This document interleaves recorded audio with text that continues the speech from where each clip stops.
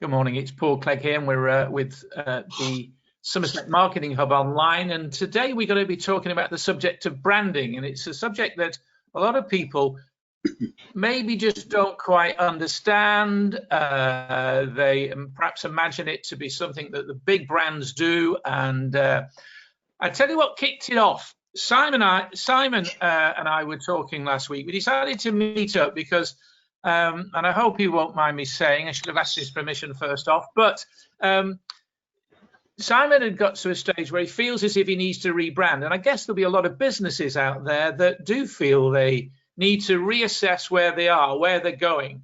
And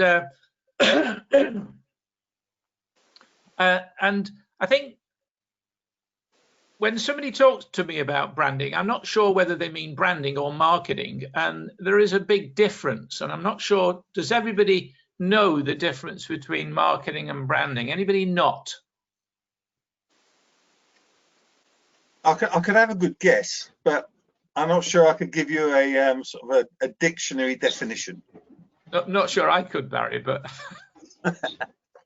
oh, we're buggered then. So what would your guess be? Well, branding for me is an image that you project, not necessarily how you communicate your what you actually do. So it's image versus content, if that makes sense. No, I think that's pretty damn good. Let me just give you a little story. And I think men are particularly guilty of this. When people, very often you hear of people get into issues when they come up to, when they retire. And men can go downhill very quickly. And I think the reason for that is that men tend to identify with what they do, with their job. Because when people say, what is it you do? We tell people what we do. We do that very often. And they lose sight of who they really are.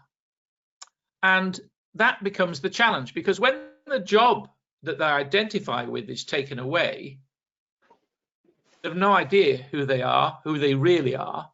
And it can lead to some mental issues. And I'm sure that the two psychoanalyst people on the board will probably identify that and give me a better explanation.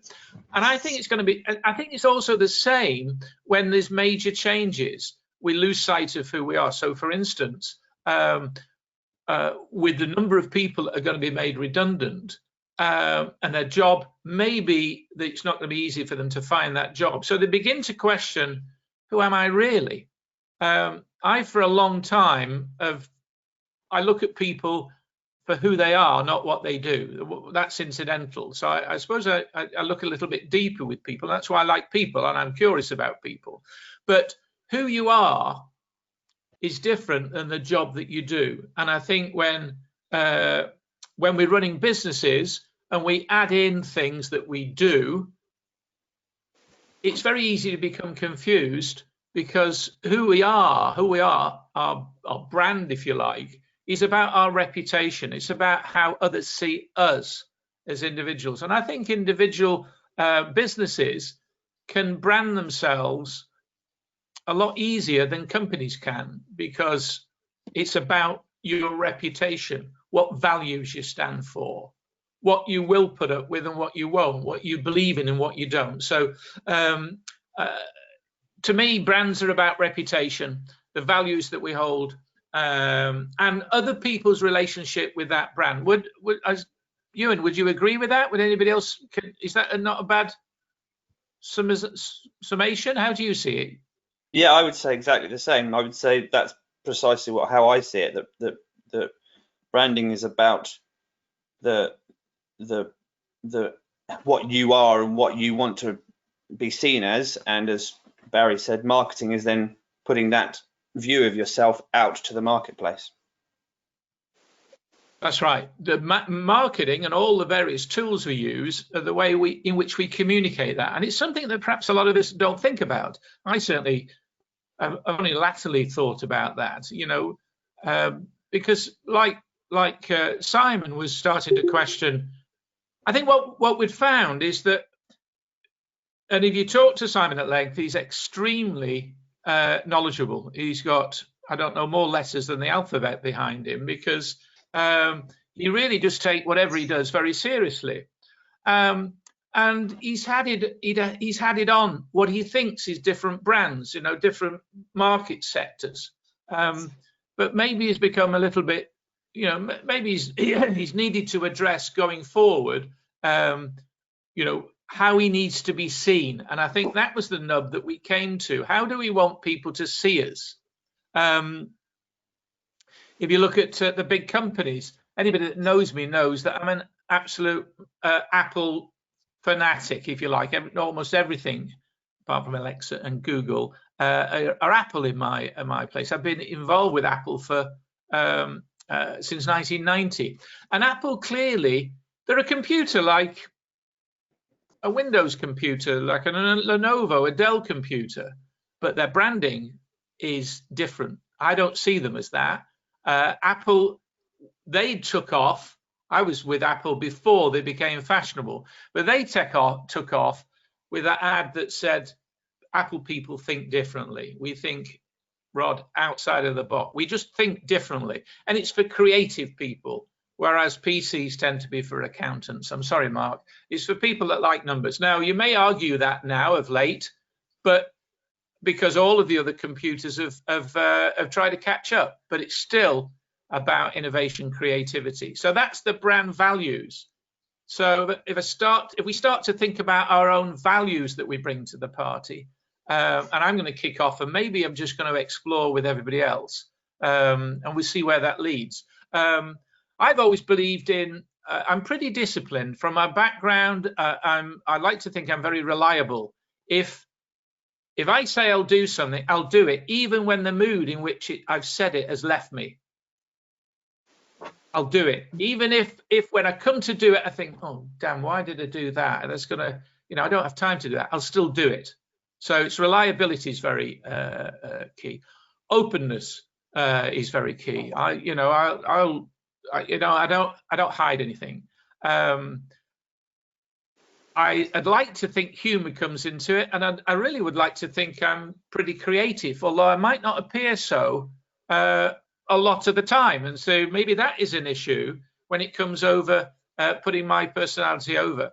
And I think the other thing I've done, and this is quite key, because of my corporate background, when I started to build or create businesses, I wanted to brand it. I wanted a logo, I wanted a color scheme, as if I was a big company. And it's only latterly I've realized that I am my brand. So my brand is paulclegg.uk, and I have certain different interests. And if any of those interests or those sub-brands fail, Paul Clegg still doesn't. Whereas, you know, I think that's sometimes, and I think that's particularly relevant when somebody's a consultant. As Simon is. I mean, we arrived at a situation yesterday where Simon was exploring all the things that he's passionate about, what he believes in. And I tell you what, he became very animated when he talked about how he sees other consultants and psychologists, etc., purporting to be who they are, and yet he could see through the weakness. And I get similarly agitated when I see social media and marketing people giving off the big I am when they are not. So authenticity is very key as far as I'm concerned.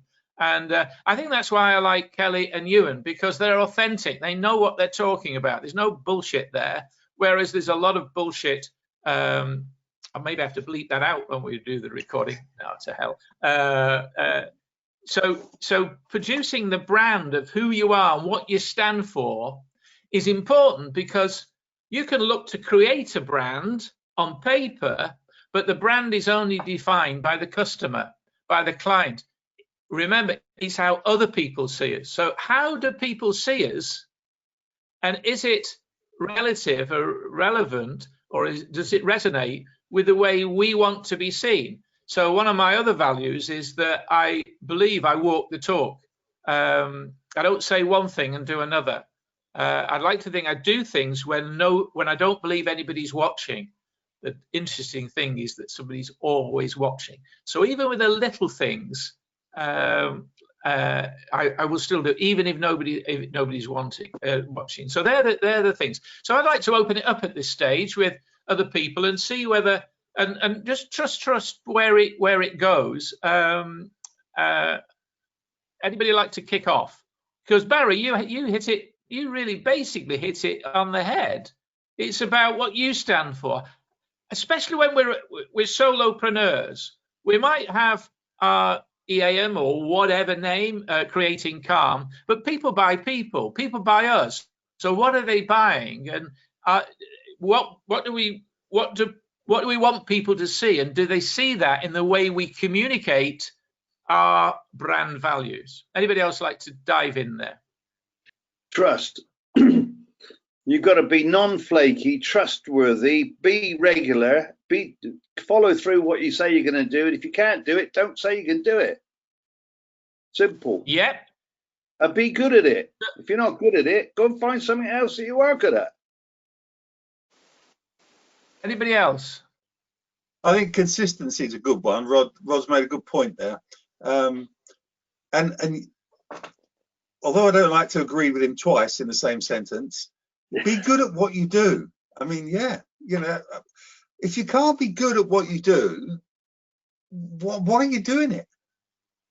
I think that being good at what you do and what Rod has said is fine, but is that about brand? I mean, yes, it is consistency. That is, you know, what you see is what you get. But what do people see when they see Rod? Because in fact, there is a dichotomy here, because traditionally funeral directors want to be seen as being quite somber, and Rod is the complete opposite to somber. People want to see serious, and Rod is, when you know him personally, is anything but serious. But when you see him at work, it's a different kettle of fish. So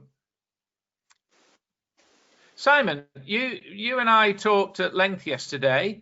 Do you want to share any of the not nothing confidential, obviously, but any what you might have got from yesterday, or yeah, what your feeling about brand is now? Yeah, I think one of the things for me was, as you said, what I'd done was picked up a number of products to meet what I thought was going on in the marketplace, create those. So actually, when you look me up, as it were, I've got lots of different things all over the place. So you'll see a different LinkedIn profile, to a different Facebook profile, to a different Google My Business, to a different kids coach. You've got all of these bits and pieces, but none of them consistently say, this is Simon Matthias, and this is what he does, this is how he does it, and this is why he does it. None of them say that. And with the personal branding piece, certainly the branding piece we were talking about, there is something about getting to a consolidated point that says, this is the recognizable image, my face, my logo, whatever it is, and underneath those are the bits that I deliver. But more importantly, this is the outcome that you get. Can I just pick up on that, Simon? Yeah. I think that's good. You talked about this is what I do. I would have thought to bring in, this is what I stand for. This is what I believe in. This is what's inside. This is who I am. Because I think if you can bring that out, you can bring that out in any brand or any sub-brand or any product or service that you should bring out. I mean, I'll give you an example. For Networking was created by a guy called Brad Burton. You love him or you hate him, and he doesn't really care. He stands for no bullshit, in your face, and he's passionate, and whatever he does, and he's gone into coaching and speaking, etc. And that's what you get. That's who he is. And I think sometimes we're frightened to say who we are, because we might offend somebody, we might say the wrong thing, or we might put certain people off. But it's true to say, if you say, I stand for this, but I won't stand for that, it really will, it actually not only will push those people away, but bring these people closer to you. Because you say, well, thank goodness somebody said that, or I'm going to stand for that. And whether I talk about whatever I talk about, you know, I will say it the way I see it. So I think it's coming back to what I originally start with: is who are we really? Who are we? What do we really stand for as people? Because, as I say, with solopreneurs, with individuals, they're buying the values that you hold dear. You know, I mean, Brad's is I mean, I also have a lovely ex-client in Salisbury, Rebecca, really passionate, but she will use the F word so many times. Now, frankly, I don't use that word myself, and I cringe from it a little bit. Well, sometimes I do under my breath and at certain moments, but nevertheless, it's not common in my vocabulary. So that would be a barrier for me working with her, but it clearly isn't a barrier for other people who want a no-nonsense approach.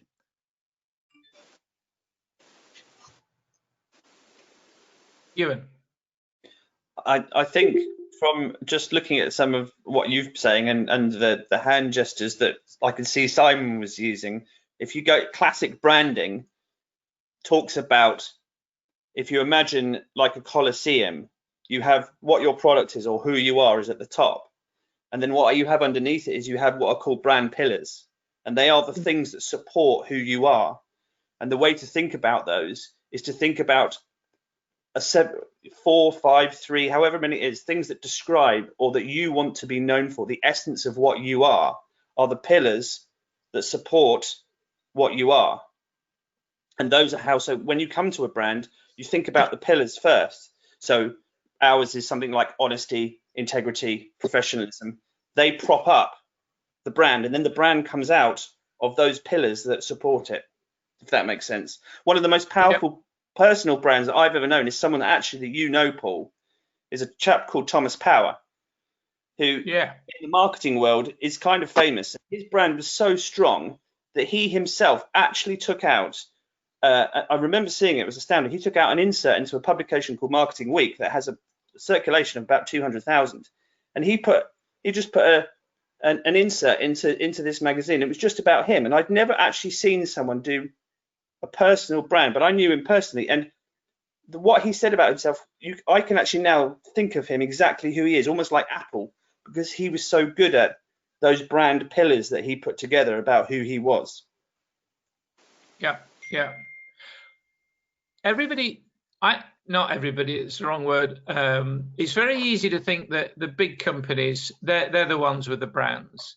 It's also very easy when people are starting out in business or reevaluating the business, is they decide that they're going to go for a new market and they'll build a brand around that. But what they're going to do is to build a communication around that. I think we need to think about what does this brand stand for? Now, it's far easier to think about what we stand for. And I'll give you an example. When it originally came out, I'm a big ice cream fan. Shouldn't be, but I am. And one of my favorite brands was Ben & Jerry's. And I certainly preferred them to Haagen-Dazs, because Haagen-Dazs for me was too sugary. It was too manufactured. Whereas Ben & Jerry's, if you know the story, it was two guys that believed in something, and they were passionate about, you know, integrity, etc. And they built a colossal brand. Now, that brand has been taken over, and right now on social media, they've gone off on one with Priti Patel and this immigration process, and they've now completely, as far as I'm concerned, destroyed and moved away from their brand values. They're nothing to do with the ice cream. Is a story of immigrants, and I think Priti Patel was quite right in firing back and saying, well, I'm not going to take any advice from a company that make overpriced junk food. I thought it was a classic line. But can you see where all of a sudden, in a moment, because they've lost sight of their brand values, they've got some probably young and experienced marketing team that really have let their own personality get in front of the brand.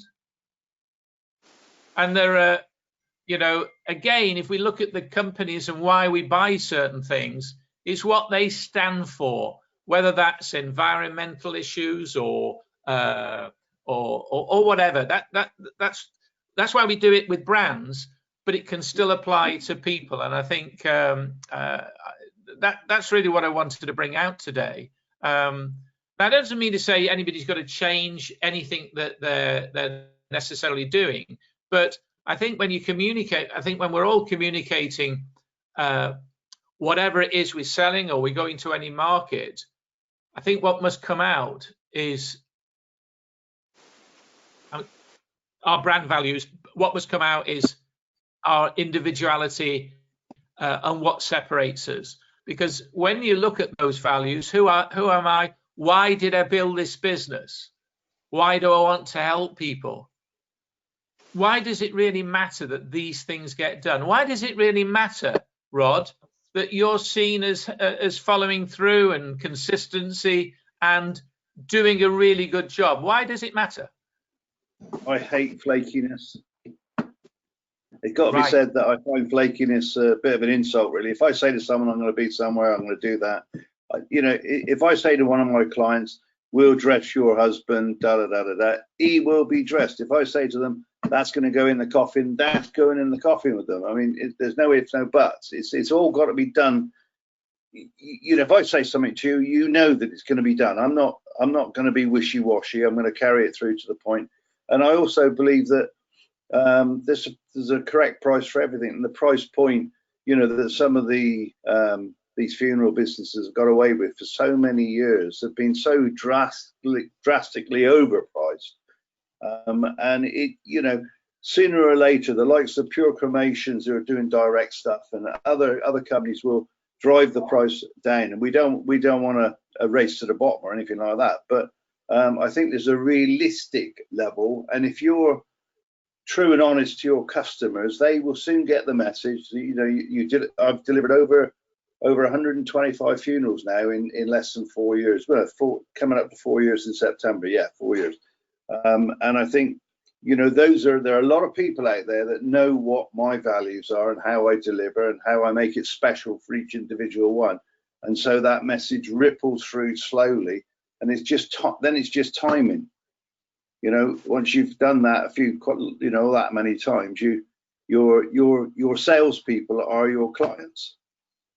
You know, whether it's a funeral or a funeral plan, or whether, you know, you just talk to them on the market and have a bit of a joke with them. I'm always being told by older people, you're in my death pile. Before you carry on there, Rod, you said earlier one of your values is that you'll do what you say you'll do. Yeah. Let me tell you a little story here and this is about walking the talk. You'd be surprised what people notice. You see, people notice what people do. If you remember, I spent nearly 20 years being involved with networking meetings and running and organizing and putting those things together. And so I've sat in on a lot of things, and I watch people, and we all watch people. It's not just me. Everybody watches people, and it's the little things that people do that resonate with the values they portray that reinforce that feeling. Recently, Rod was telling me about a particular funeral, and for those that don't quite appreciate it, if a loved one wants to see the deceased, one of the requests is that they're dressed in a certain manner, and sometimes I ask for people to be dressed in a certain way. There was an instance where this wasn't the case. The person didn't want to necessarily see the body. I think, correct me if I've got this wrong rather. Rod could easily just put the body in, nothing else. You know, he'd been asked to do something, and I think the person that was helping him said, well, you really need to put that on, and nobody's going to see it. And Rod quite sharply turned to the guy and says, no, I'll see it. I've said I'll do it, and I'll do it. and then I'll feel good about it. And I didn't say anything at the time, but that's one of the little bricks that come in to say, Rod does what he says he'll do. He can be trusted. It's those little things aside. And sometimes if somebody's, we notice when somebody's saying one thing but doing another. That was right, wasn't it? Yeah, that's right. Yeah. Because I mean, it's me that's got to look the customer in the eye and follow through. And then I'm going to ask them for a testimonial. You know, if I can't do my bit, why should they do their bit? Very good. Good. Anybody else like to chip in? Elaine, I mean, it's not necessarily that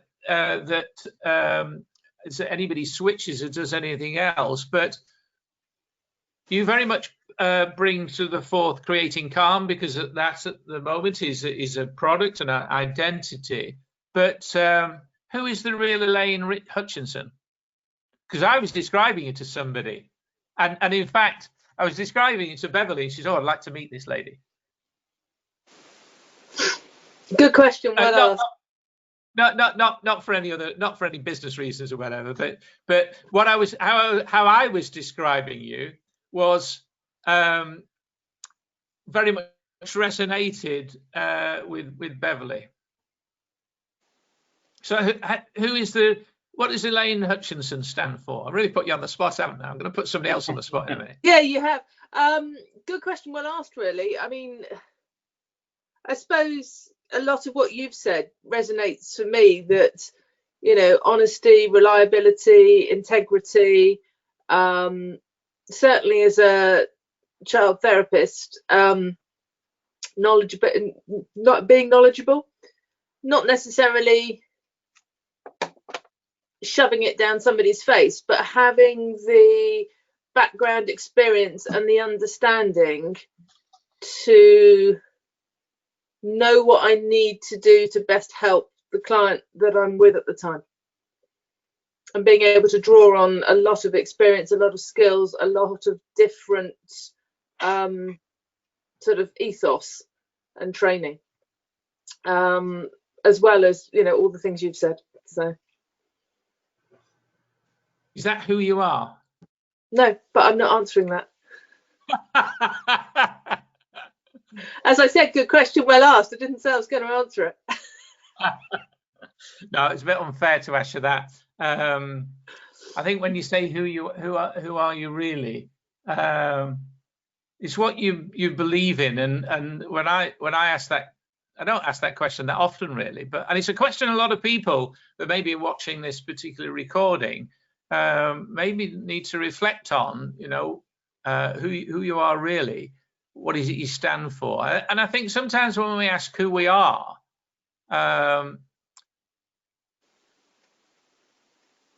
we would be probably best at asking other people for a bit of a clue.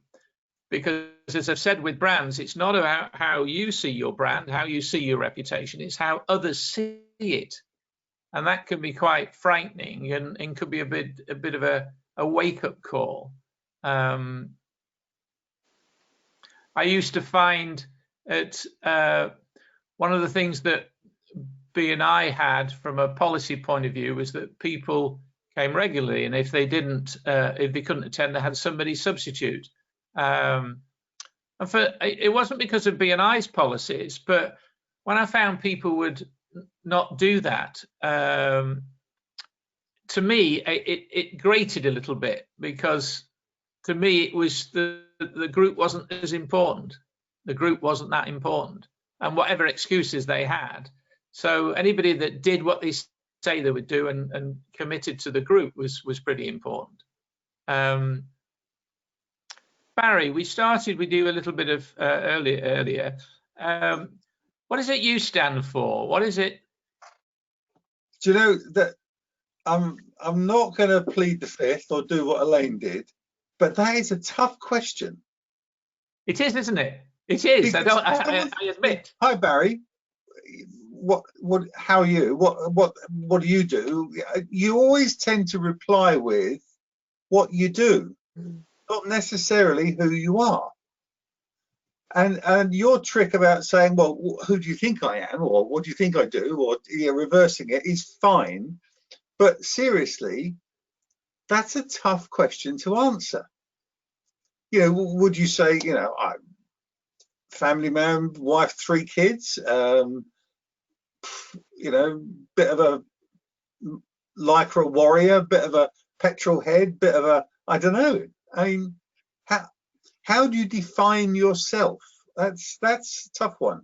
I was sat here listening to Elaine waffle on and avoid the question and thought, thank God you asked Elaine and not me. Because I don't think I could without some serious navel gazing and a bottle of red wine.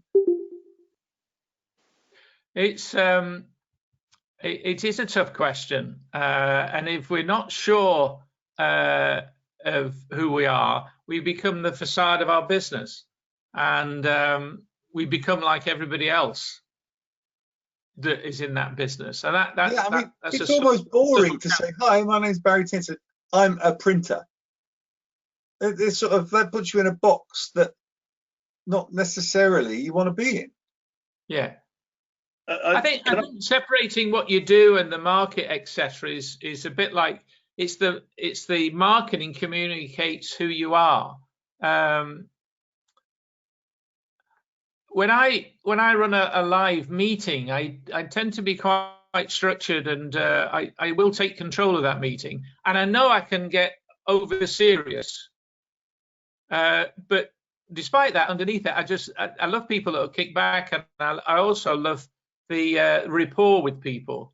I love humor, good humor, as long as it's controlled. And as Rod will know, at Lions meetings, sometimes he needs controlling, but in a good way. No. Anybody else like to add anything at this stage? What I was going to say, what I would say is that this is it. What you do today is your life. This is your life. This is the dress rehearsal. This is actually what we're doing. Tomorrow we're planning, next week, whatever.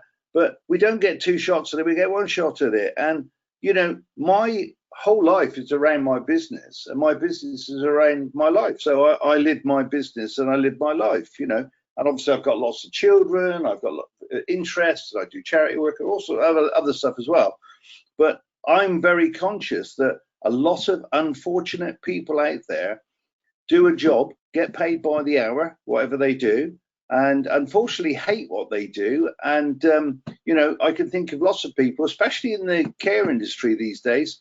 Do you know, I was disgusted to find out that if you got ill on the coronavirus in the care industry, that your business, the people that employ you, will not pay you anything other than sick pay. Isn't that disgusting? So you're better off working yourself and being happy. One of the things, I mean, anybody that knows Rod will know he's a Labour supporter, and I respect him for that. Because what I do respect is he's a champion of social issues and the underdog, because he's been there himself. You know, his life's ups and downs. Mark, you've said very little, and very often you don't. What are your values? I mean, you're building a brand. You're building a brand around initials. But people are going to buy Mark Howard. What does Mark Howard stand for? What does he stand against? Throughout the working life, it's always been about honesty, integrity, things I value the most, and following through and doing what I say I'm going to do, and never ask anybody to do anything I can't and wouldn't do myself. Okay, anything deeper than that?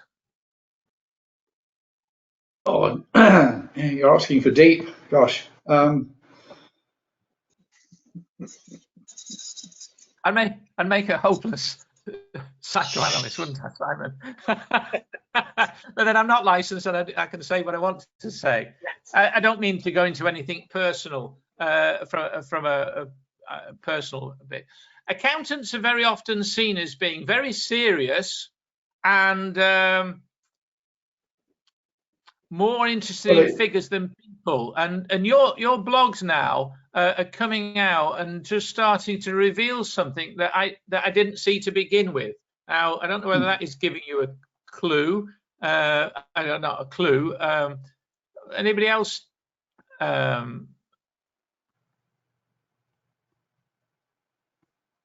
I ask another question? Yes, thank goodness for that, Simon. A slightly different question. Is there some level of mixed fusion with branding, with personal branding, that crosses the different pieces of identity, personality, and characteristics? To go back to Elaine's response, Barry's response, Mark's positioning now, when you ask somebody, I guess, from what their identity is, that becomes extremely difficult. I struggle to answer what my identity is. When you start to ask about their personality or their characteristics, it's much easier to answer those. So there's a lot of work required to dig to people's real self-efficacy, self-esteem, identity, values, but it's easier to reach your personality and characteristics. So are we talking about personal branding in terms of identity, or personal branding in terms of characteristics and personality? And I even challenge Rod on this, because I think most of what he said is not his identity, but in fact his personality and characteristics. I think we've all got different personalities. This is my feeling, and I'd be interested in Ewan's. I think you're absolutely right, Simon. It is people. I think we've now clearly defined the difference between marketing and branding. Marketing is communicating our personal brand, not necessarily our personality. I think it's the values that we hold dear. But are those values those that are attributed to one's identity, or the values that are attributable to one's personality and characteristics? Because for me, in my psychobabble world, they are not the same. They are two distinctly different things. Well, you might help me here. I think it's about the values that we hold, which is different than personality. I think it's what we believe in, who we really are. Not the personality is the personality, the facade that we give off to people, the pretense, because whenever I've been to any group of business people, there is a facade there. There's one of confidence, and there's one of, well, in most cases, but what their values are perhaps a little bit, you feel that, you feel those values, and we can identify with people that have the same set of values. It's not an easy subject to say. I don't have all the answers here. Ewan? I think from a branding point of view, again a classical branding point of view, the brand is about the values of whatever that brand is. So if that's a person, it's about the values of the person. If it's an entity, it's about the values of the entity. The personality in branding is a different thing. The personality then is, how does that brand become real? How does that brand become the personification of itself, if that makes sense? And I think that's the difference in terms of those two things, if that makes sense. So the value, the brand is the essence of its values, and the personality is then how that is portrayed. Right. So the brand is what the company or the individual stands for, what they hold dear, whereas the personality is how that's portrayed, which is actually how that's shown, not necessarily the marketing tactics. Yeah, if you're going through a branding process, if I was going through a branding process, the way that marketeers do it is, the first thing you talk about is you have a brief, and you talk about what are the values, what are the things that you stand for, what are the things that you believe in, and they form those pillars that I talked about. If I was talking to a designer, like your son Paul or anyone else, the way that brief happens is then the designer then almost turns that into a personality, and they do that through two things. They do that through possibly a pictorial representation of that, and then what's known as a tagline or a brand line. You know, looking at Barry's is for all your print needs. That's what you have as your tagline, and often that then is trying to bring that personality across, is how I've always understood it. So if I was going through the process, that's the way you do it. You write the brief, then ask the client to bring out what do they stand for, what are those values, what are those pillars. That then produces the brand, and then the personality of that is the creative person who turns that into a representation, whatever that is. And they'll use different logo fonts and styles, etc., to reflect that. Exactly. And colours, in fact. So yeah, all of that you know, if you're doing it right, comes together. So Zoesa has a very strong brand, because Zoesa's brand, which we were talking about last week, she's very clear on what her brand is and her personality. Her brand personality is the 4 or 5 very bright colours, and she wants action and impact. That's the brand personality.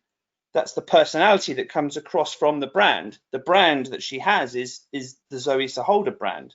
But actually, when I look at them, I understand totally what the two are, because she's been through that iterative process. And that's an interesting point.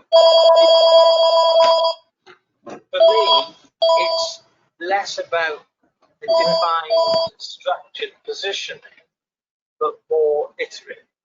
Now, I talk about iterative and I talk about personality and identity from a psychological perspective rather than potentially a marketing perspective. But I think the point is, for me, that it is personality and characteristic, not identity, that you're looking at in your personal brand and your branding. And also the fact that it is iterative. You're not going to come up with a defined structural piece. It will evolve. It might evolve in big bits, it might evolve in tweaks, but it will take some time to get there. I wonder if, and we don't need to do it here, but I remember in my corporate days, one of the most valuable things I ever came across was a session we did with all the managers, including myself, where the company came in and they sent out a questionnaire to, I think it was 10 people that we work with, 10 people that were knew us from a personal point of view, and there could have been 10 others, I don't know, but let's say that. And they were asked to actually describe us. So the people that were, there was people that were above us and people that were below us in the hierarchy. How would they describe that person? How did I describe Elaine? How would I describe Barry Tinton? How would I describe Rod? How would I describe each of the people on here? And indeed, if you were to walk away from this and describe everybody on here, what would you come up with? And when we got together, I remember Tom Smith, the area manager in Scotland. He was incensed. That's not me, etc. And yet everybody around said, "No, that is you. It isn't necessarily you. You might think you are this, but this is how it comes across." And that was quite an eye opener. So I think the values that our branding, I think that highlights the fact that we may think we're coming across in one way, and yet really others are perceiving us in another way. Maybe people see me as being too serious. I don't know. As taking life seriously. I've backed off a little bit. I've had to come to terms with that as well, because I can get very political. I can get very outraged with what's going on at the moment, and sometimes, and for a while, it came across a lot in my social media. And I thought, well, actually, no, that's not the way I want to. I don't want to be seen as the angry old man as I'm becoming an older man. Not at all. Maybe I was seen as unfeeling, and I am very feeling. I'm quite a sensitive person, more sensitive than people imagine. And again, others on here might have those same issues. So I'm going to bring this to a close. I hope we found that useful. I must admit, I I didn't know whether it was something that could be of value, but if it makes us think about the way we communicate, what is it we communicate? Do we communicate what we do, and do we try and out communicate and show how we're different? But maybe it's the values that we bring, and they are unique. Maybe it's those that maybe can come out to the fore. And does that match the way we communicate? If humor is a good thing, if it's an important thing of our identity, of what we hold important, does that resonate with the way we're communicating? And it might be a good, could be, I think, would it be too personal to ask everybody to submit what we think of it, how everybody else comes across?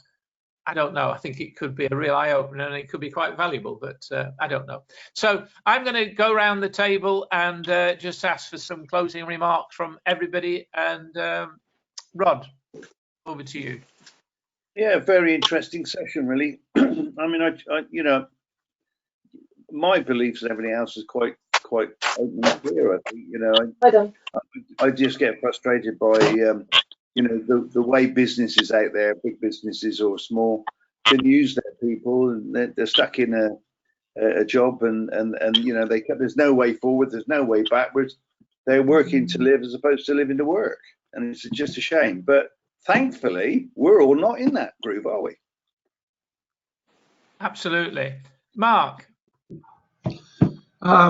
I mean, yeah, all very useful. I may not say too much, but trust me, I'm making like a sponge and absorbing.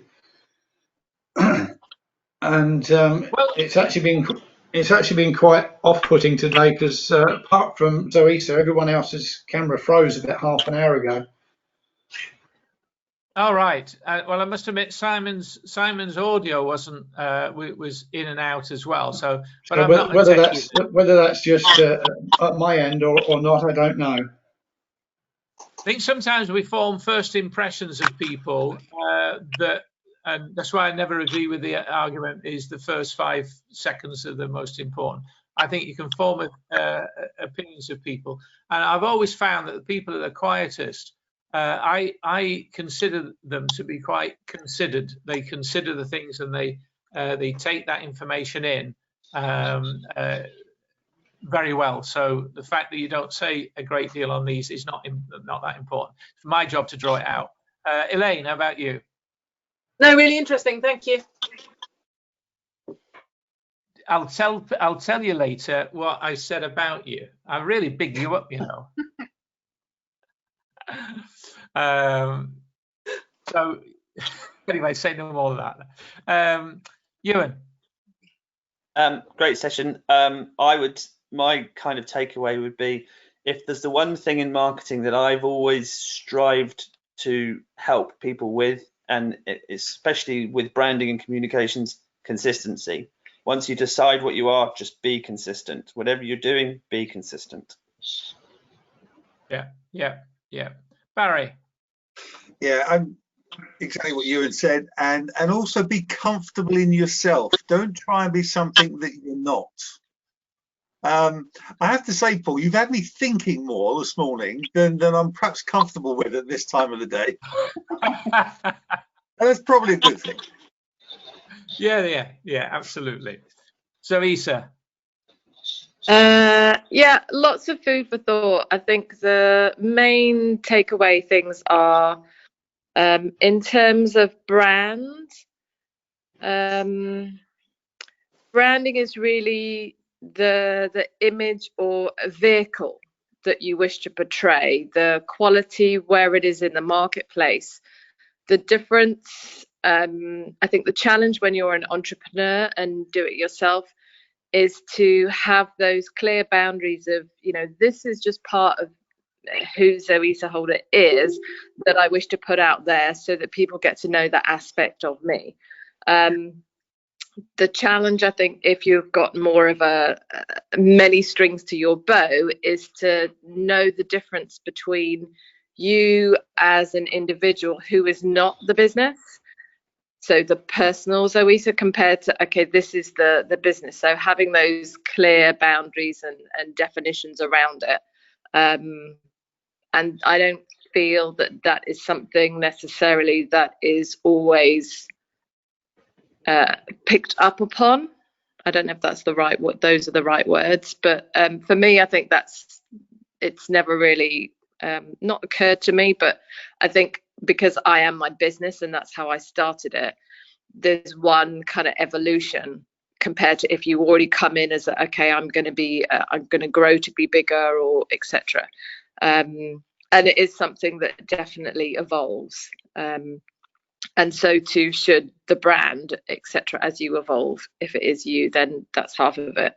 But I think it's definitely, it's almost like it's just a window into. I wonder whether we sometimes, you know, when we new to business and we're starting out, or we've got this passion and the thing that drives us and why we're in business and who we really are, sometimes we do lose sight of who we are, because who we are at 18 and versus who we are at 50, 60, 70 can change, but deep down who we are.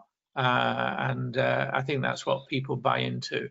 And sometimes we don't think it's important, but I think for the majority of people out there, and therefore it must include ourselves, it's easy to lose sight of who we really are. Simon, it all started with the conversation with you yesterday, so you should end it. All right, thank you. Yeah, I mean, yes to everything. It's, for me, it's still a mixed pot. I think this one thing that's important to me is the words. There is a distinct difference between the wordings of marketing and the wordings of psychological sciences and the psychological world to be got over for me. But yeah, I mean, I've got a little pot here that I've drawn. I've got values, reputation, beliefs, outcomes, outputs are all in there. It's yeah. How do I make that into 3 or 4 pillars, Ewan? It'd be really great. And asking anybody in the psychological having someone else to work with is what you need.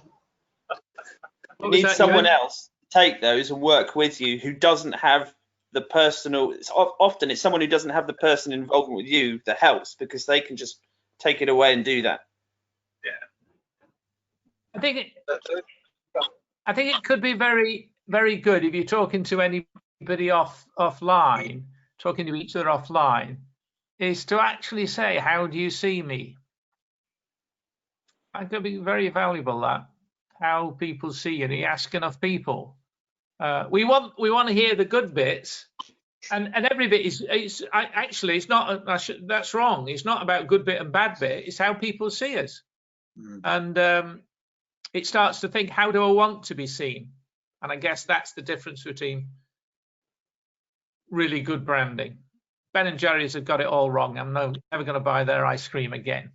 Okay, thank you very much to everybody. Have a really great week. And I know that we talked about doing more pay-per-click. And last communication I had with Kelly and Ewan was that with everything else that's going on, that's likely to be sometime in September. So I hope everybody's okay with that. If there's any aspect of marketing that you would like to have bring up, rather than rely on me each time thinking about what we might want to talk about, please let me know. But in the meantime, have a really great week. See you all. Thanks. Bye. Bye. Elaine, I'll give you a call. Okay.